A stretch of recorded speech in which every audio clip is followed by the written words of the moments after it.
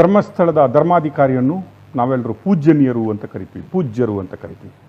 ರಾಕೇಶ್ ಶೆಟ್ಟಿ ಅವರೇ, ಯಾವ ಮಾನವನೂ ಕೂಡ ದೇವರಾಗೋದಕ್ಕೆ ಸಾಧ್ಯ ಇಲ್ಲ, ಆಗೋದೇ ಇಲ್ಲ, ಆಗಲೂಬಾರದು.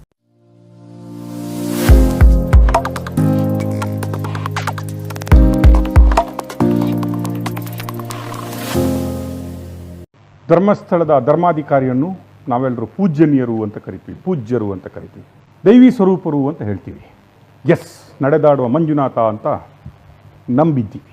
ರಾಕೇಶ್ ಶೆಟ್ಟಿ ಅವರೇ, ಯಾವ ಮಾನವನೂ ಕೂಡ ದೇವರಾಗೋದಕ್ಕೆ ಸಾಧ್ಯ ಇಲ್ಲ, ಆಗೋದೇ ಇಲ್ಲ, ಆಗಲೂಬಾರದು. ಏ ಮುಟ್ಟಾಳ, ಏ ಬೋಳಿ ಮಗ, ಏ ಅಯೋಗ್ಯ, ಇದ್ಯಾವ ಸೀಮೆ ಲ್ಯಾಂಗ್ವೇಜ್ ಮಾಧ್ಯಮದಲ್ಲಿ ಕೂತ್ಕೊಂಡು ಮಾತಾಡೋದು ಮಾತು? ಯಾರು ಟಾರ್ಗೆಟ್ ಧರ್ಮಸ್ಥಳ ಆದಿ ಮತ್ತು ಅಂತ್ಯವಿಲ್ಲದವನನ್ನು ನಾವು ದೇವರು ದೇವತೆ ಅಂತ ಕರಿತೀವಿ. ಮಹೇಶ್ ತಿಮ್ರೋಡಿ ಅವ್ರ ಬಗ್ಗೆ ಮಾತಾಡುವಾಗ ಅವನು ಇವನು ಅಯೋಗ್ಯ, ಮುಟ್ಟಾಳ, ಮನೆಯಾಳ, ದುಡ್ಡು ಮಾಡ್ಕೋತಾನೆ ಅಂತೆಲ್ಲ. ನಾನು ರಾಕೇಶ್ ಶೆಟ್ಟಿ ಅವ್ರಿಗೆ ಹೇಳಕ್ ಇಷ್ಟಪಡೋದು, ರಾಕೇಶ್ ಶೆಟ್ಟಿ ಅವರೇ, ನೀವು, ನಾನು ಅಥವಾ ಇನ್ಯಾರೋ, ಅದು ಮಹೇಶ್ ತಿಮ್ರೋಡಿ ಅವ್ರು ಇರ್ಬೋದು, ಗಿರೀಶ್ ಪಟ್ಟಣ್ಣ ಇರ್ಬೋದು, ಸಮೀರ್ ಇರ್ಬೋದು, ಇನ್ಯಾರೇ ಇರ್ಬೋದು, ಯಾರೂ ಕೂಡ 100% ಸಾಚಾಗಳು ಅಲ್ಲ, 100% ಸತ್ಯ ಹರಿಶ್ಚಂದ್ರನ ತುಂಡುಗಳು ಅಲ್ಲ. ನೀವು ಕೂಡ ಸತ್ಯ ಹರಿಶ್ಚಂದ್ರನ ಅಪರಾವತಾರ ಅಲ್ಲ. ಯಾವನೂ ಆಗಕ್ಕೆ ಸಾಧ್ಯವೇ ಇಲ್ಲ. ನೀವು ದುಡ್ಡಿಲ್ದೆ ಟಿವಿ ಚಾನಲ್ ನಡೆಸ್ತೀರಾ ರಾಕೇಶ್ ಶೆಟ್ಟಿ ಅವರೇ?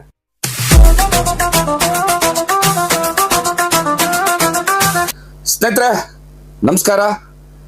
ಟಾರ್ಗೆಟ್ ಧರ್ಮಸ್ಥಳ ಈ ಚರ್ಚಾ ಕಾರ್ಯಕ್ರಮಕ್ಕೆ ನಿಮ್ಮೆಲ್ರಿಗೂ ನಾನು ಸ್ವಾಗತವನ್ನ ಕೋರ್ತಾ ಇದ್ದೇನೆ.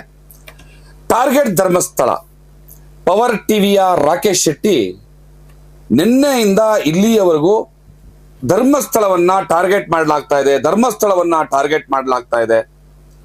ಮತ್ತೆ ಅಲ್ಲೇನು ಸೌಜನ್ಯ ಹತ್ಯೆ ಪ್ರಕರಣದಿಂದ ಹಿಡಿದು ಇಲ್ಲಿಯವರೆಗೂ ಆಗ್ತಾ ಇರುವಂತಹ ನೂರಾರು ಪ್ರಕರಣಗಳೇನು ಬೆಳಕಿಗೆ ಬರ್ತಾ ಇದಾವೆ, ಅದ್ಯಾವುದರಲ್ಲೂ ಕೂಡ ಧರ್ಮಸ್ಥಳದ ಧರ್ಮಾಧಿಕಾರಿಗಳ ಪಾತ್ರ ಇಲ್ಲ ಅನ್ನುವಂತಹ ಜಡ್ಜ್ಮೆಂಟ್ ಅನ್ನ ಕೊಡ್ತಾ ಇದ್ದಾರೆ.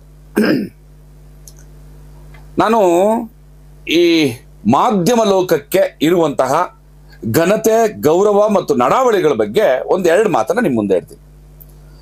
ಮಾಧ್ಯಮ ಕ್ಷೇತ್ರದಲ್ಲಿ ಕೆಲಸ ಮಾಡೋರು ಯಾರು ಕೂಡ ಜಡ್ಜ್ಗಳಾಗಬಾರದು. ನೀನೇ ಅಪರಾಧಿ ಅಂತ ಹೇಳೋದಕ್ಕೆ ಯಾವತ್ತೂ ಕೂಡ ಮಾಧ್ಯಮದವರು ಮುಂದಾಗಬಾರ್ದು. ಅದಕ್ಕೆ ಅವರಿಗೆ ಹಕ್ಕೂ ಇಲ್ಲ, ಸಾಧ್ಯವೂ ಇಲ್ಲ. ನೀನು ಅಪರಾಧಿ ಅಲ್ವೇ ಅಲ್ಲ ಅಂತ ತೀರ್ಮಾನ ಕೊಡೋದಕ್ಕೂ ಕೂಡ ಯಾರ ಕೈಲೂ ಸಾಧ್ಯ ಇಲ್ಲ. ಈಗ ಪವರ್ ಟಿವಿಯ ರಾಕೇಶ್ ಶೆಟ್ಟಿ ಅವರು ಮಾಧ್ಯಮದಲ್ಲಿ ಕೂತ್ಕೊಂಡು ಮಾತಾಡ್ತಾ, ನಾನು ರಾಕೇಶ್ ಶೆಟ್ಟಿ ಅವರಲ್ಲಿ ಒಂದೆರಡು ತಿಳುವಳಿಕೆ ಮಾತುಗಳನ್ನ ಹೇಳೋದಕ್ಕೆ ಇಷ್ಟಪಡ್ತೀನಿ. ನೋಡಿ ರಾಕೇಶ್ ಶೆಟ್ಟಿ ಅವರೇ, ನಾವು ವೈಯಕ್ತಿಕವಾಗಿ ಹೊರಗಡೆ ನಿಂತು ಒಬ್ಬ ವ್ಯಕ್ತಿಯಾಗಿ ಮಾತಾಡುವಾಗ ಬಳಸುವಂತಹ ಭಾಷೆಗಳು ಅದು ಬೇರೆ. ಚಳುವಳಿಗಳ ವಿಚಾರದಲ್ಲಿ ಒಳಗಡೆ ಇರುವಂತಹ ಕೋಪವನ್ನ, ಬೆಂಕಿಯನ್ನ ಹೊರಗಡೆ ಹಾಕೊಳ್ಳುವಾಗ ಮಾತಾಡುವಂತಹ ಭಾಷೆ ವಿಚಾರ ಬೇರೆ. ಆದ್ರೆ ಒಂದು ಮಾಧ್ಯಮವಾಗಿ ನೀವು ನಿಮ್ಮ ವೈಯಕ್ತಿಕ ಅಭಿಪ್ರಾಯಗಳನ್ನ ಹೇರೋಕ್ ಬರೋದಿಲ್ಲ.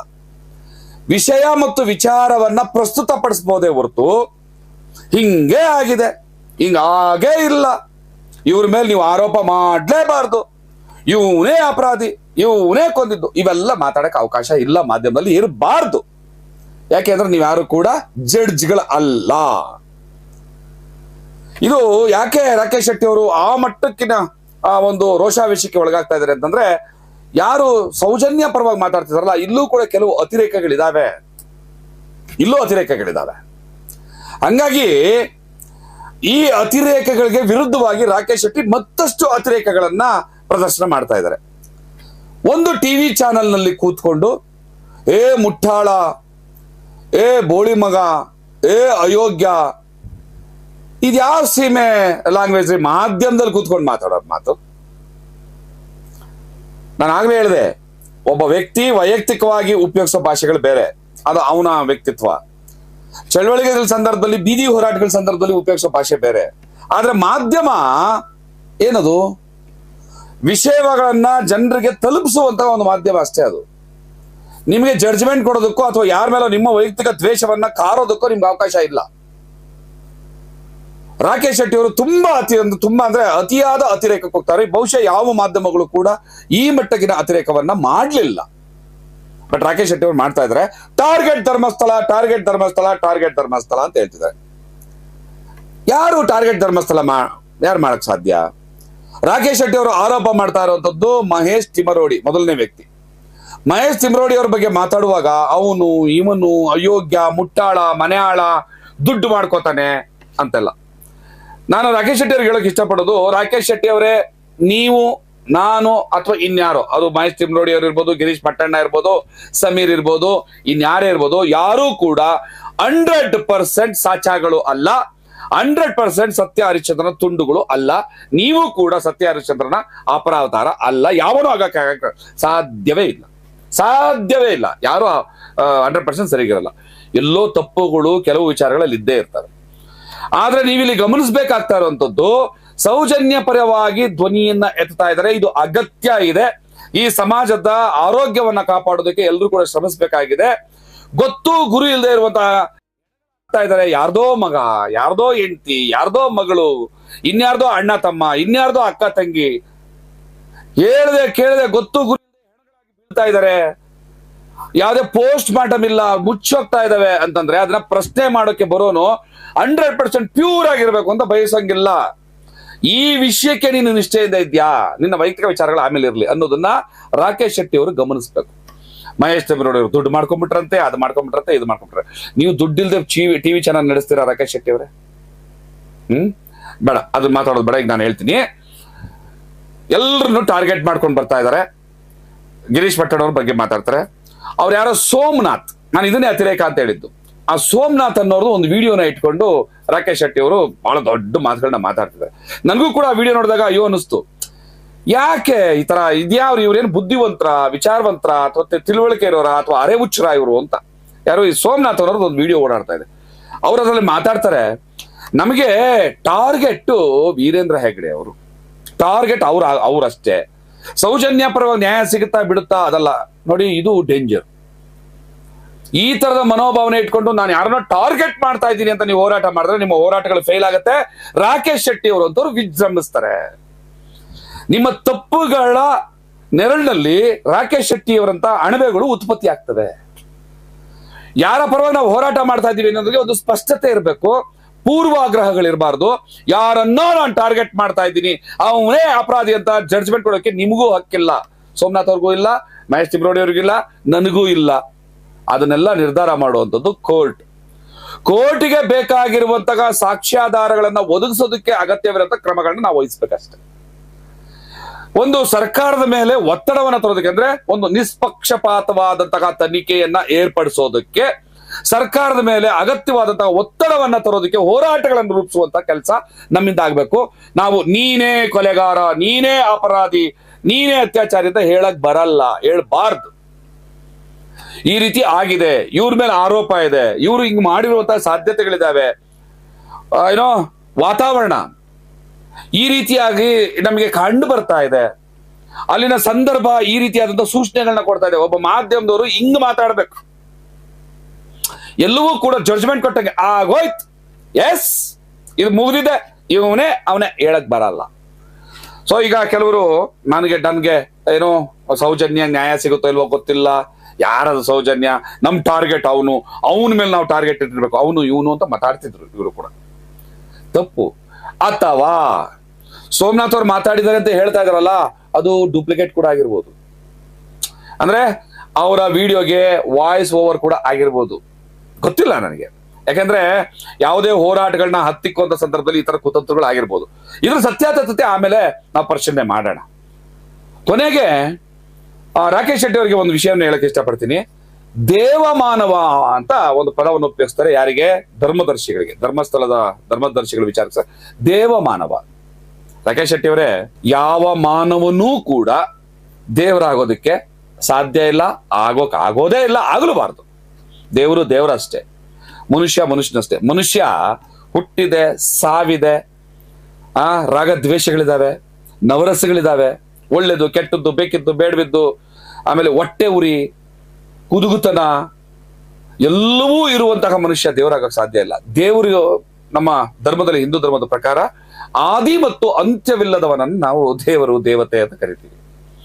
ಅವನಿಗೆ ಆದಿ ಅಂತ್ಯ ಇಲ್ಲ. ಆದ್ರೆ ಕೆಲವು ಸಂದರ್ಭದಲ್ಲಿ ದೇವರ ರೂಪದಲ್ಲಿ ಕೆಲವೇನೋ ಬರ್ತದೆ ಅನ್ನೋ ಪುರಾಣಗಳು ಹೇಳ್ತಾರೆ. ಅದನ್ನ ನಾವೀಗ ಮಾತಾಡೋದು ಬೇಡ. ಯಾರೂ ಕೂಡ ಇಲ್ಲಿ ದೇವಮಾನರಾಗಲ್ಲ. ಮತ್ತೆ ಅವ್ರ ಮೇಲೆ ಏನಾದ್ರೂ ಧರ್ಮದರ್ಶಿಗಳ ವಿರುದ್ಧ ಏನಾದ್ರೂ ಆರೋಪಗಳಿದ್ರೆ ನೀವು ಆ ಆರೋಪಗಳನ್ನ 100% ಇದಾಗೇ ಇಲ್ಲ, ಸಾಧ್ಯನೇ ಇಲ್ಲ, ಅವ್ರು ಮಾಡೋದೇ ಇಲ್ಲ ಅಂತ ನೀವು ಜಡ್ಜ್ಮೆಂಟ್ ಕೊಡಕ್ ಹೋಗ್ಬೇಡಿ. ಆಗೋದಿಲ್ಲ. ಅದನ್ನ ತೀರ್ಮಾನ ಮಾಡೋದು ಕೋರ್ಟ್ ಇದೆ. ಮತ್ ಇನ್ಯಾರೋ ಒಬ್ಬ ಆರೋಪ ಮಾಡೋರು ಇವರೇ ಮಾಡಿದ್ದಾರೆ ಅಂತ ಹೇಳಬಾರ್ದು. ಈ ನಿಟ್ಟಿನಲ್ಲಿ ಇತ್ತೀಚೆಗೆ ಒಂದೆರಡು ವಿಡಿಯೋಗಳನ್ನ ಮಾಡಿ ಬಹಳ ದೊಡ್ಡ ಸೆನ್ಸೇಷನ್ ಕ್ರಿಯೇಟ್ ಮಾಡಿದಂತಹ ಸಮೀರ್ ಬಗ್ಗೆ ನಾನು ಹೇಳೋದಕ್ಕೆ ಇಷ್ಟಪಡ್ತೀನಿ. ಯಾಕೆ ಅಂದ್ರೆ ರಾಕೇಶ್ ಶೆಟ್ಟಿ ಅವರು ಟಾರ್ಗೆಟ್ ಧರ್ಮಸ್ಥಳ ಅಂತ ಹೇಳ್ತಾ ಇರುವಾಗ ಯಾಕಂಗೆ ಹೇಳೋದಕ್ಕೆ ಅವಕಾಶ ಮಾಡಿಕೊಡ್ತೀವಿ ನಾವಂತ ಅವಕಾಶಗಳನ್ನ ಮಾಡ್ಕೊಡ್ಬಾರ್ದು. ಅಂತ ಅವಕಾಶಗಳನ್ನ ಈಗ ಸೌಜನ್ಯ ಪರವಾಗಿ ಹೋರಾಟ ಮಾಡ್ತಾ ಇರುವಂತವ್ರು ಕೆಲವರು ಮಾಡ್ಕೊಟ್ಬಿಟ್ಟಿದ್ದಾರೆ. ಇದೇ ಸಮಸ್ಯೆ ಆಗ್ತಾ ಇರೋದು. ನೋಡುವವರ ಕಣ್ಣಿಗೆ ಇದು ಟಾರ್ಗೆಟ್ ಧರ್ಮಸ್ಥಳ ಅಂತ ಅನ್ನಿಸಬಾರ್ದು, ಅದು ಆಗಬಾರ್ದು ಕೂಡ. ನಮ್ಮ ಟಾರ್ಗೆಟ್ ಏನು ಅಂದ್ರೆ ನ್ಯಾಯವನ್ನ ಪಡೆಯುವಂಥದ್ದು. ನಮ್ಮ ಟಾರ್ಗೆಟ್ ವೀರೇಂದ್ರ ಹೆಗಡೆ ಅಲ್ಲ, ಧರ್ಮಸ್ಥಳ ಅಲ್ಲ, ಇನ್ಯಾನು ಅಲ್ಲ, ಅದು ಮಂಜುನಾಥ ಅಲ್ಲ, ಅದನ್ನ ಆಗಬಾರ್ದು. ಯಾವುದೇ ವ್ಯಕ್ತಿ ಇನ್ನೊಂದಲ್ಲ ಟಾರ್ಗೆಟ್ ಅಲ್ಲ. ನಮಗೆ ನ್ಯಾಯವನ್ನ ಪಡೆಯೋದು ನಮ್ಮ ಟಾರ್ಗೆಟ್ ಆಗ್ಬೇಕು. ಆ ನ್ಯಾಯವನ್ನ ಪಡೆಯುವಂತಹ ಪ್ರಕ್ರಿಯೆಯಲ್ಲಿ ಯಾರೆಲ್ಲ ಈ ಒಂದು ಅನ್ಯಾಯವನ್ನ ಮಾಡದಂತವ್ರು ಒಳಗಾಗಿದ್ದಾರೆ ಅವ್ರಿಗೆ ಶಿಕ್ಷೆ, ಅವರು ಅದು ಯಾರೇ ಇವನು ಅಂತ ನಾನ್ ಜಡ್ಜ್ಮೆಂಟ್ ಕೊಡಕ್ ಬರಲ್ಲ, ನೀವು ಕೂಡ ಕೊಡಬಾರದು. ಆದ್ರೆ ಸಮೀರ್ ಮಾಡಿದ್ದೇನು ತಪ್ಪು ಅಂತಂದ್ರೆ ಸಮೀರ್ ವಿಚಾರಕ್ಕೆ ಸಂಬಂಧಪಟ್ಟಂತೆ ನಾನು ಬಹಳ ಅಪ್ರಿಶಿಯೇಟ್ ಮಾಡ್ತೀನಿ ಆ ಹುಡುಗನ ಪ್ರಯತ್ನವನ್ನ, ಧೈರ್ಯವನ್ನ, ಮತ್ತೆ ವಿಷಯವನ್ನ ಸಂಗ್ರಹಿಸುವಂತಹ ಆ ಚಾಕಚಕ್ಯತೆಯನ್ನ, ಅದರ ಪ್ರೆಸೆಂಟೇಷನ್ ಅನ್ನ, ಆತನ ವಿಡಿಯೋ ಕ್ವಾಲಿಟಿಯನ್ನ, ಮತ್ತೆ ಯಾವುದೇ ವಿಷಯವನ್ನ ಮನದಟ್ಟು ಮಾಡೋದಕ್ಕೆ ಅಗತ್ಯವಾಗಿರುವಂತಹ ಒಂದು ಸಿಚುಯೇಷನ್ ಕ್ರಿಯೇಟ್ ಮಾಡ್ತಾನಲ್ಲ AI ಬಳಸಿ, ಅದೆಲ್ಲವನ್ನು ಕೂಡ ನಾನು ತುಂಬಾ ಅಪ್ರಿಶಿಯೇಟ್ ಮಾಡ್ತೀನಿ. ಆತನ ಆ ಕೆಲಸದ ಬಗ್ಗೆ ಇರುವಂತಹ ಬದ್ಧತೆ ಇದೆಯಲ್ಲ, ಇನ್ವಾಲ್ವ್ಮೆಂಟ್ ಇದೆಯಲ್ಲ, ಅದು ತುಂಬಾ ರೆಸ್ಪೆಕ್ಟ್ಫುಲ್. ಅದು ನಾನು ಗೌರವಿಸ್ತೀನಿ.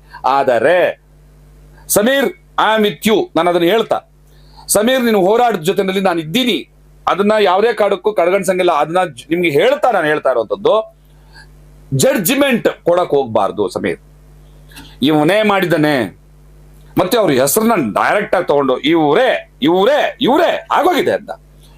ಬಹುಶಃ ಸಮೀರ್ ಏನ್ ಹೇಳಕೊಂಡಿದ್ದಾರೆ ಸತ್ಯವೂ ಇರ್ಬೋದು, ಸುಳ್ಳು ಇರ್ಬೋದು, ನನ್ಗೆ ಗೊತ್ತಿಲ್ಲ. ಆದ್ರೆ ಕೋರ್ಟ್ ಮೂಲಕ ತೀರ್ಮಾನ ಆಗುವವರೆಗೂ ನೀನೇ ಅಂತ ಹೇಳುವ ಹಕ್ಕು ಸಮೀರ್ಗೂ ಇಲ್ಲ, ನನಗೂ ಇಲ್ಲ, ಇನ್ಯಾರಿಗೂ ಇಲ್ಲ, ಮಹೇಶ್ ತಿಮ್ರೋಡಿಗೂ ಇಲ್ಲ, ಗಿರೀಶ್ ಮಟ್ಟಣ್ಣವ್ರಿಗೂ ಇಲ್ಲ, ಯಾರೋ ರಾಕೇಶ್ ಶೆಟ್ಟಿಗೂ ಇಲ್ಲ. ಹೇಳಬಾರ್ದು, ಹೇಳಕ್ ಆಗಲ್ಲ. ನಾವು ಆ ಕೇಸನ್ನ ತನಿಖೆ ಮಾಡಿ, ಸಾಕ್ಷಿಗಳನ್ನ ಸಂಗ್ರಹ ಮಾಡಿ, ಚಾರ್ಜ್ ಶೀಟ್ ಮಾಡಿ, ಕೋರ್ಟ್ಗೆ ರಿಪೋರ್ಟ್ ಅನ್ನ ಸಲ್ಲಿಸಿ, ಕೋರ್ಟ್ ಅಲ್ಲಿ ವಾದ ವಿವಾದಗಳಾಗಿ ಅದೆಲ್ಲವನ್ನು ಕ್ರೋಢೀಕರಿಸಿದಂತಹ ವಿಚಾರಗಳಿಗೆ ಸಂಬಂಧಪಟ್ಟಂತೆ ತೀರ್ಪನ್ನ ಕೊಡ್ತಾರ ಜಡ್ಜು. ಅದು ನಾವು ಆಗಬಾರದು. ಕೂತ್ ಜಾಗದಲ್ಲಿ ಜಡ್ಜ್ಗಳಾಗಬಾರ್ದು. ಎಷ್ಟೋ ವಿಚಾರಗಳಲ್ಲಿ ಮಾಧ್ಯಮದವ್ರಿಗೆ ಹೇಳ್ತಾ ಇರ್ತೀವಿ ನಾವು, ಜಡ್ಜ್ಗಳಾಗ್ಬೇಡಿ ನೀವು ವಿಷಯವನ್ನ ಪ್ರಸ್ತಾಪ ಮಾಡುವಂಥವ್ರು ಜನರ ಮುಂದೆ ಇಟ್ಟು ತೀರ್ಮಾನವನ್ನ ಜನರಿಗೆ ಬಿಡ್ರಿ ಅಂತ ಮಾತಾಡ್ತೀವಿ. ಬಟ್ ಇವತ್ತೇನಾಗ್ತಾ ಇದೆ, ಸಮೀರ್ನನ್ನ ಬೆಂಬಲಿಸುವಂತವ್ರು ಕೂಡ ಏನ್ ತಪ್ಪು ಮಾಡ್ತಾ ಇದಾರೆ. ಪಾಪ ಹುಡುಗನ ಬಲಿ ಪಶು ಮಾಡ್ತಾ ಇದ್ದಾರೆ.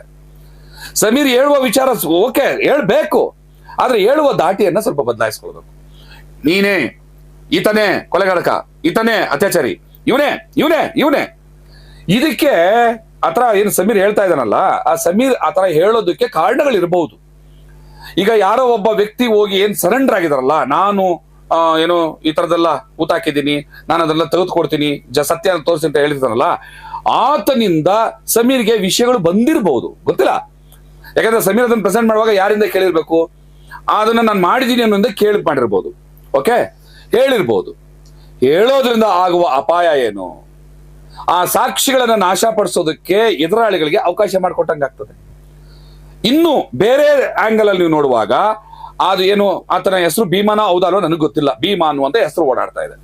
ಆ ವ್ಯಕ್ತಿ ಭೀಮಾ ಈಗೇನು ಹೋಗಿ ಹೇಳ್ಕೊಂಡಿದಾರಲ್ಲ, ಅದು ನಾಳೆ ದಿವಸ ತನಿಖೆನಲ್ಲಿ ಚಾರ್ಜ್ ಶೀಟ್ ಅಲ್ಲಿ ದಾಖಲಾಗಿ ಕೋರ್ಟ್ ಅಲ್ಲಿ ಪ್ರೂವ್ ಆಗಬೇಕು.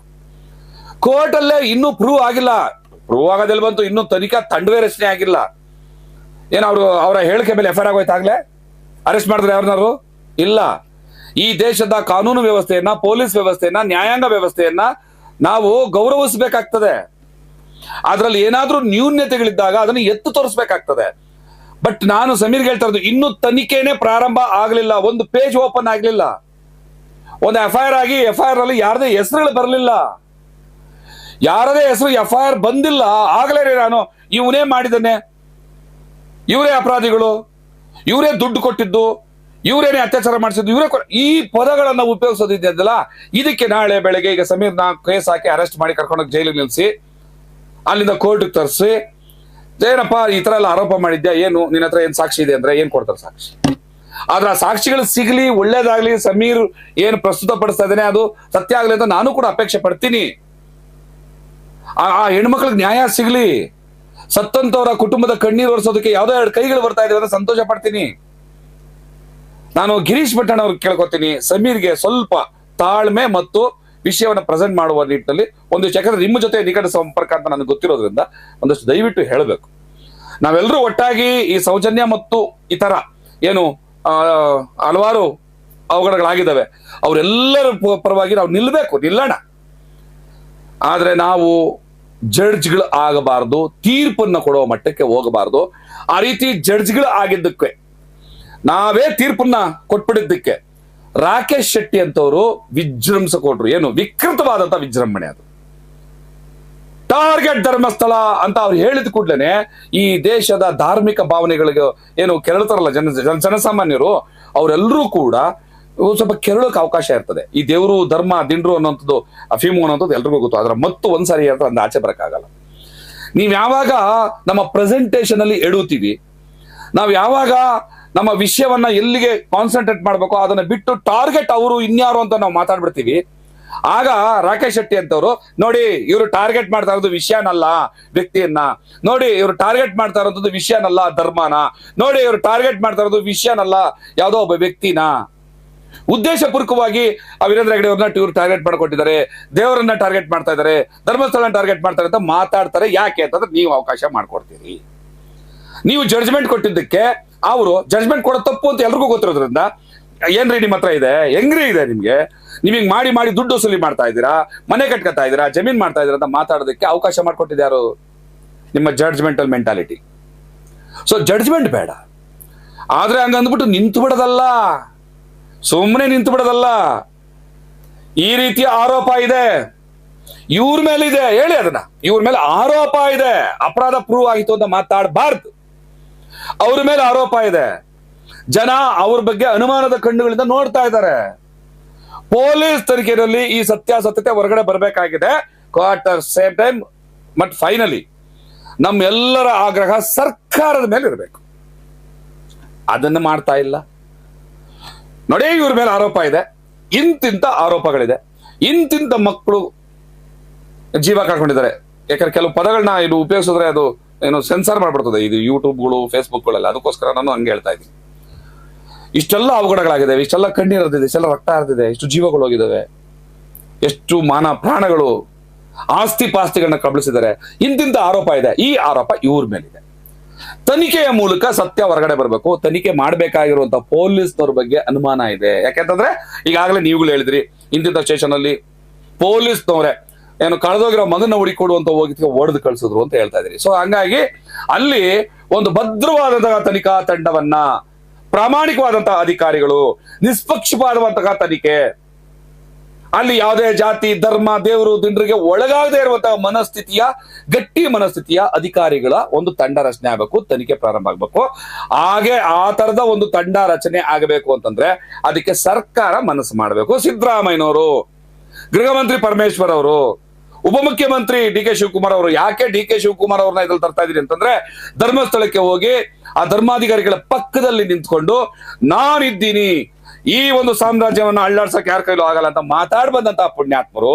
ಅವ್ರಿಗೆ ಕೇಳಬೇಕು, ಸರ್ಕಾರವೇ ಜನಸಾಮಾನ್ಯರ ಭಾವನೆಗಳಿಗೆ, ಅವರ ಕಷ್ಟಗಳಿಗೆ, ಅವರ ಆಪಾದನೆಗಳಿಗೆ, ಅವರ ಆರೋಪಗಳಿಗೆ ನೀವು ಉತ್ತರದಾಯಿ. ನೀವೊಂದು ತಂಡವನ್ನ ರಚನೆ ಮಾಡಿ ನ್ಯಾಯಾಂಗ ತನಿಖೆಯನ್ನ ಮಾಡಿಸಿ, ಜಡ್ಜ್ಗಳ ಮೂಲಕ ಮಾಡಿಸಿ. ಬರೀ ಪೊಲೀಸ್ನವ್ರಿಗೆ ತನಿಖೆಗೆ ಬಿಟ್ಬಿಟ್ರೆ ಇದು ನ್ಯಾಯ ಆಗೋದಿಲ್ಲ, ಕೋರ್ಟ್ ಅಲ್ಲಿ ನಿಲ್ಲೋದಿಲ್ಲ. ಇವತ್ತೇ ಬರೆದು ಕೊಡ್ತಾ ಇದ್ದೀನಿ ನಾನು. ಈಗ ಏನು ಆ ಪೊಲೀಸ್ ತನಿಖೆ ಆಗುತ್ತೆ, ಅದರ ಸೂಪರ್ವಿಷನ್ಗೆ ಯಾರಾದ್ರೂ ಉನ್ನತ ಮಟ್ಟದ ಒಬ್ಬ ಜಡ್ಜ್, ಪ್ರಾಮಾಣಿಕ ಜಡ್ಜ್ ಅದರ ಸೂಪರ್ವಿಷನ್ಗೆ ನೇಮಿಸಬೇಕಾಗ್ತದೆ. ಹಂಗಿದ್ದಾಗ ಏನಾದ್ರೂ ಒಂದಿಷ್ಟು ನ್ಯಾಯ ಸಿಗ್ತದೆ. ಇದನ್ನು ಮಾತಾಡ್ರಯ್ಯ ಅಂತಂದ್ರೆ ಇವನೇ ಕೊಂದಿರೋ ನನಗೆ ಗೊತ್ತು, ನಾನು ನೋಡಿದ್ಬಿಟ್ಟಿದ್ದೀನಿ. ಫೈನಲ್ ಇವನೇ ಮಾಡಿರೋದು, ಇವನೇ ಆಕೆನ ಇವುದು ಏನೋ ಹಾಳು ಮಾಡಿದ್ದು ಇವನೇ. ಏನಿಲ್ಲ, ಅನುಮಾನ ಇದೆ, ಆರೋಪ ಇದೆ, ಯಾರೋ ಹೇಳಿದ್ದಾರೆ, ಕೇಳಿದೀವಿ. ಆದ್ರೆ ಹಂಗೆ ಹೇಳಕ್ ಆಗಲ್ಲ. ಆ ಆರೋಪವನ್ನ ನಾವು ಪ್ರಸ್ತುತಪಡಿಸ್ತಾ ಜಡ್ಜ್ಮೆಂಟಲ್ ಆಗದೆ ನಾವು ಸರ್ಕಾರದ ಮೇಲೆ ಒತ್ತಾಯ ತಂದು ತನಿಖೆಗೆ ಆಗ್ರಹಿಸಿ ಸಂಪೂರ್ಣವಾದಂತಹ ನಿಷ್ಪಕ್ಷಪಾತಂತಹ ದಕ್ಷತೆಯಿಂದ ಕೂಡಿದಂತಹ ತನಿಖೆಯ ವರದಿ ಆಚೆ ಬಂದು ಕೋರ್ಟ್ಗೆ ಅದು ಸಬ್ಮಿಟ್ ಆಗಿ ಚಾರ್ಜ್ ಶೀಟು ಕೋರ್ಟ್ ಅಲ್ಲಿ ನ್ಯಾಯ ವ್ಯವಸ್ಥೆ ಏನು ಪ್ರೊಸೀಜರ್ ಇದೆ ಮುಗಿದು ತೀರ್ಮಾನ ಬರಬೇಕು. ಇದಕ್ಕೆ ಟೈಮ್ ತಗೊಳುತ್ತೆ. ಲಂಕೇಶ್ ಪತ್ರಿಕೆ ನಡೆದಂತಹ ಕಾಲ್ಗಡದಿಂದಲೂ ಕೂಡ ಧರ್ಮಸ್ಥಳದ ಬಗ್ಗೆ ಅಪವಾದಗಳು, ಆರೋಪಗಳು ಇದ್ದೇ ಇದ್ದಾವೆ. ಯಾರು ಅದನ್ನೆಲ್ಲ ಕಾಪಾಡ್ಕೊಂಡು ಬಂದಿದ್ದು? ಇದೇ ಸರ್ಕಾರಗಳೇ, ಇದೇ ಕಾಂಗ್ರೆಸ್ ಸರ್ಕಾರವೇ ಹೆಚ್ಚು. ಇವರೇ ಅಲ್ವಾ ನಾವು ಕೋಮುವಾದಿ ಅಂತ ಬಿಜೆಪಿಗೆ ಹೇಳ್ತೀವಿ. ಅವರು ದೇವರು ಧರ್ಮದ ಹೆಸರಲ್ಲಿ ಬಹಳ ಅನಾಚಾರ ಮಾಡ್ತಾರೆ ಅಂತ. ಆದ್ರೆ 80ನೇ ಇಸ್ವಿಯಿಂದ ಹಾಗೆಲ್ಲಿ ಬಿಜೆಪಿ ಅಡ್ರೆಸ್ ಕಿತ್ತ ಈ ದೇಶದಲ್ಲಿ? ಇಲ್ಲ, ಅಡ್ರೆಸ್ಗೆ ಇರಲಿಲ್ಲ. 80ರ ದಶಕದಲ್ಲಿ ಲಂಕೇಶ್ ಪತ್ರಿಕೆ ಬರೀತಾರೆ. ಅಲ್ಲಿಂದ ಆರೋಪಗಳಿದೆಯಲ್ಲ, ಆ ಆರೋಪಗಳನ್ನೆಲ್ಲವೂ ಕೂಡ ತನಿಖೆಗೆ ಒಳಪಡಿಸ್ದೆ ಕಾಪಾಡ್ಕೊಂಡು ಬಂದಂತಹ ಪುಣ್ಯಾತ್ಮರು ಯಾರಪ್ಪ, ಯಾವ ಪಕ್ಷದವರಪ್ಪ? ಇದನ್ನ ಮಾತಾಡಿ. ಇವತ್ತು ಇಷ್ಟೆಲ್ಲ ಆಯ್ತು, ಇಷ್ಟೆಲ್ಲ ದೊಡ್ಡ ಧ್ವನಿ ಆಗ್ತಾ ಇದೆ. ಜನರು ತಮಗ್ ತಾವು ಆರೋಪಗಳನ್ನ ಮಾಡ್ಕೊಂಡು ಪರಸ್ಪರ ಕಿತ್ತಾಟ ಮಾಡ್ಕೊಂಡು ಅವನ ಮೇಲೆ ಇವನ್ ಮೇಲೆ ಅವ್ನು ಮಾಡ್ತಿದ್ದಾನೆ. ಸಿದ್ದರಾಮಯ್ಯನವರು ಈ ರಾಜ್ಯದ ಮುಖ್ಯಮಂತ್ರಿ ಮಾತಾಡ್ತಿದಾರಾ? ಅಲ್ಲೆಲ್ಲೋ ಒಂದು ದನ ಸತ್ತು ಬಿತ್ತು, ಇನ್ನೆಲ್ಲೋ ಕೋಳಿ ಕಾಳಗ ನಡೀತು, ಇನ್ಯಾರ್ದೋ ಗಂಡ ಬಿಟ್ಟೋದ, ಇದ್ರ ಬಗ್ಗೆ ಎಲ್ಲ ಮಾತಾಡುವಂತಹ ಮಾಧ್ಯಮಗಳು ಮಾತಾಡ್ತಿಲ್ಲ. ಸತ್ಯ ಮಾತಾಡ್ಬೇಕು, ಆದ್ರೆ ಅವರು ಮಾತಾಡ್ಬೇಕು ಅಂತ ಒತ್ತಾಯ ಮಾಡೋರು ನಾವು. ಒಂದು ಪ್ರಾಮಾಣಿಕವಾದಂತಹ ತನಿಖೆಗೆ ಸರ್ಕಾರವನ್ನ ಯಾಕೆ ಒತ್ತಾಯಿಸಲ್ಲ? ಸರ್ಕಾರ ನಮ್ಮ ಅಪ್ಪಂದು ಕ್ಲೈಮ್ ಮಾಡ್ಕೊಂಡ್ಬಿಟ್ಟಿದಾರ ಕೆಲವರು. ನಮ್ಮ ತಂದೆನ ನಾವು ಪ್ರಶ್ನೆ ಮಾಡಲ್ಲ ಅಂತ ಅನ್ಕೊಂಡ್ಬಿಟ್ಟಿದಾರ.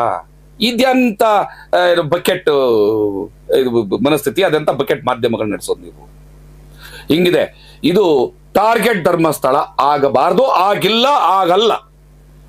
ಇಡೀ ಕರ್ನಾಟಕದ ಜನ ಆಗ್ರಹಿಸ್ತಾ ಇರುವಂತದ್ದು ಧರ್ಮಸ್ಥಳವನ್ನು ಟಾರ್ಗೆಟ್ ಮಾಡಿ, ಇನ್ಯಾರ ಧರ್ಮಾಧಿಕಾರಿನ ಟಾರ್ಗೆಟ್ ಮಾಡಿ, ಮಂಜುನಾಥನ್ ಟಾರ್ಗೆಟ್ ಮಾಡಿ ಅಂತ ಅಲ್ಲ. ಮತ್ತೆ ಇಲ್ಲಿ ಯಾರು ಪರಿಪೂರ್ಣರು ಅಲ್ಲ. ಕೇಳ್ತಾ ಇರೋದು ಅಲ್ಲಿ ಅನ್ಯಾಯಗಳಾಗಿದ್ದಾವೆ, ಜೀವಗಳೋಗಿದ್ದಾವೆ, ಕುಟುಂಬಗಳು ಬರ್ಬಾದಾಗಿದೆ, ಆಸ್ತಿಗಳು ಕಿತ್ತು ಬಿಸಾಕಿದ್ದಾರೆ, ಎಷ್ಟೋ ಜನ ನೋವಲಿದ್ದಾರೆ. ಇದ್ರ ಬಗ್ಗೆ ತನಿಖೆ ಆಗಿ ಆ ತನಿಖೆಯ ಮೂಲಕ ಕಂಡು ಬರುವಂತಹ ಆರೋಪಿಗಳು ನೀವು ಬಯಸ್ತೋಂತವ್ರೆ ಆದ್ರೆ ಅವ್ರಿಗೆ ಶಿಕ್ಷೆ ಆಗಲಿ. ಆದ್ರೆ ನೀವು ಜಡ್ಜ್ಮೆಂಟ್ ಕೊಡಬಾರ್ದು. ಜಡ್ಜ್ಮೆಂಟ್ ನೀವು ಕೊಟ್ಟಷ್ಟು ನಿಮ್ಮ ವಿರೋಧಿ ಶಕ್ತಿಗಳು ವಿಜೃಂಭಿಸ್ತವೆ. ನೀವು ಎಷ್ಟೆಷ್ಟು ಜಡ್ಜ್ಮೆಂಟ್ ಕೊಡ್ತಾ ಹೋಗ್ತೀರಿ, ಇದೇ ತೀರ್ಮಾನ ಇದೇ ಹಂಗಾಗಿದೆ ಅಂತ ನೀವು ಕೊಡ್ತೀರಿ, ಅಷ್ಟಷ್ಟು ನಿಮ್ಮ ವಿರೋಧಿ ಶಕ್ತಿಗಳು ವಿಜೃಂಭಿಸ್ತವೆ. ಯಾಕೆ ಅಂತಂದ್ರೆ ನಿಮ್ಮ ಜಡ್ಜ್ಮೆಂಟ್ಗೆ ಪ್ರಸ್ತುತ ತಕ್ಷಣದ ಕಾಲಘಟ್ಟದಲ್ಲಿ ಯಾವುದೇ ಸಾಕ್ಷಿ ಆಧಾರಗಳನ್ನ ಪ್ರೂವ್ ಮಾಡಕ್ ಆಗಲ್ಲ. ಹಂಗ ಮಾಡಕ್ಕೆ ನಿಮ್ಗೆ ಅವಕಾಶ ಇಲ್ಲ. ನ್ಯಾಯಾಂಗ ವ್ಯವಸ್ಥೆ ಇದೆ. ಆ ನ್ಯಾಯಾಂಗ ವ್ಯವಸ್ಥೆಯನ್ನ ಬಿಟ್ಟು ನೀವೇ ತೀರ್ಮಾನ ಮಾಡ್ಬಿಟ್ರೆ, ಆರೋಪಗಳನ್ನ ಹೇಳಿ, ಇಷ್ಟೆಲ್ಲ ಆಗಿದೆ, ಇದೆಲ್ಲ ಆಗಿದೆ, ಹಿಂಗೆಲ್ಲ ಆಗಿದೆ ಹೇಳಿ, ಅದು ಅನುಮಾನ ಇವ್ರ ಮೇಲಿದೆ ಅಷ್ಟು ಮಾತ್ರ ಹೇಳ್ಬೇಕು ಹೊರತು ಇವರೇ ಅಂದ ಕೂಡಲೇ ನೀವು ನಿಮ್ಮ ಹೋರಾಟದಿಂದ ಸತ್ರಿ ಅಂತ ಅರ್ಥ.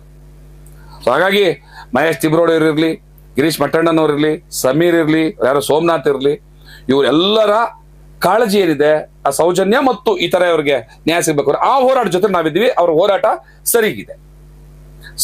ಆ ಹೋರಾಟ ಜೊತೆ ನಾವಿದ್ದೀವಿ. ಅಟ್ ದ ಸೇಮ್ ಟೈಮ್ ಅತಿರೇಕಗಳು ಬೇಡ, ಯಾರಿಂದಲೂ ಅತಿರೇಕ ಬೇಡ.